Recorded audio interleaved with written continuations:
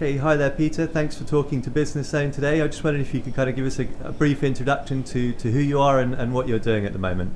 Yeah, sure. So my name's Peter Goodman, and I was the founder of a company called Brighter Option several years ago, which I sold. It was the largest Facebook ads platform. I sold to Buddy Media, and subsequently Buddy Media sold to Salesforce. So we ended all up at Salesforce in the end. Brilliant. And you talked a lot about sort of processes today and how you can ingrain a company vision and make sure everybody's running in the right direction.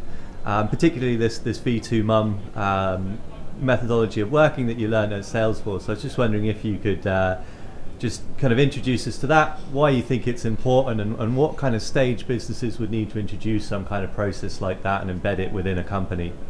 Yeah, sure.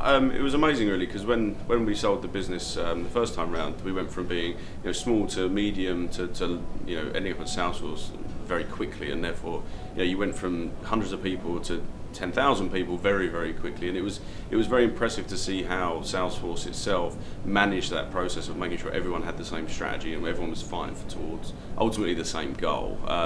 And when we were introduced to the V2MOM concept, really, which I guess it is kind of a formula to get these ideas and thoughts down on paper that then disseminate very much from the top all the way down to the staff that are delivering their day-to-day jobs. And it very much created a structure and a way, really, for everyone to be guided by something that they were willing to write down on paper, because often you have meetings where you give direction and on a very, I guess, on a more minutiae point, it's easy to have like daily tasks and weekly tasks and monthly tasks, but to actually have kind of set out your annual goals at the start of each year is really, really powerful, especially if you're in charge of big teams, or you have different sections. So you may be in charge of sales, product, marketing, and obviously as a CEO of any size business, they all become ultimately your responsibility. So to set the kind of vision agenda or the strategy agenda from yourself and your leadership, it's very easy then to disseminate that down into the rest of the team. And then I think everyone feels like they're actually striving for something,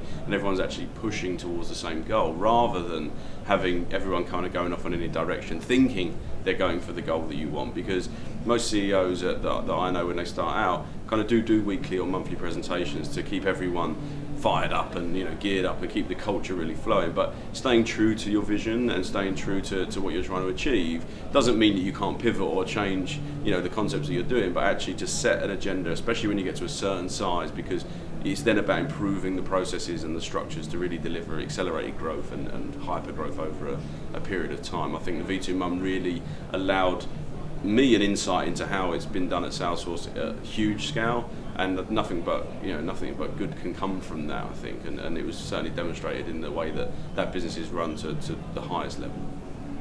Great. And you talked a bit about different scales of business there, and you've obviously been through that scaling process yourself. I just wonder at what point you'd recommend founders start to think about this. I mean, obviously if there's just a handful of you sat around a table, it's very easy to know what you're doing and what you're about. At what point do you kind of need to really write that down and think about it a bit more?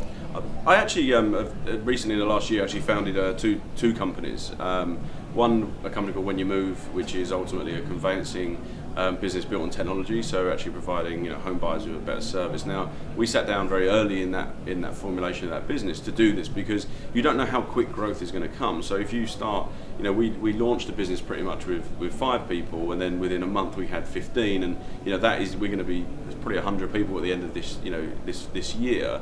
And I think if you don't do stuff at the start, then it's much harder to then catch it up. And I think having that written down is actually a really good reference guide as you grow, and it's something to look back on and see, almost like a little bit of a hidden box, really. It's quite nice to, don't get me wrong, certain bits will change throughout the period, but I think it's always quite nice to do that from the start. And HomeLyfe, which is the other business I'm launching that I'll be sort of personally running myself, we're going through the process at the moment.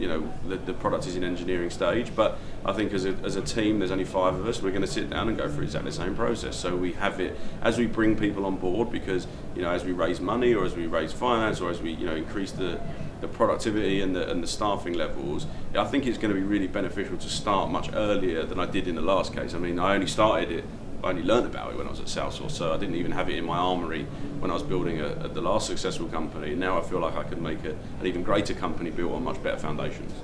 Brilliant. And finally, I think you confessed during the speech that you didn't write a business plan first time round. I mean, looking back on that, do you think that was a mistake, or? No, to be honest, I've never written a business plan. I've owned several companies, many of which have been very successful. But I think I always found that business plans were kind of, I'd start writing it, kind of like revising for your finals. You kind of get bored and you start, instead of just getting on with the business. So what I found with the V2MOM, it kind of gives you a business plan structure. But you're always going to do financials and forecasting, as any business would do. But a business plan, I think, sometimes can be a little bit of an archaic way of explaining, the finances, really. So you can just have a good way of explaining those. But then ultimately, the V2MOM gives you that kind of strategy, targets, and customers. And I think in your own heart of hearts what you need to do. I think sometimes writing it down can be a bit of a hindrance to just getting on with it, to be honest. Great, thanks for your time.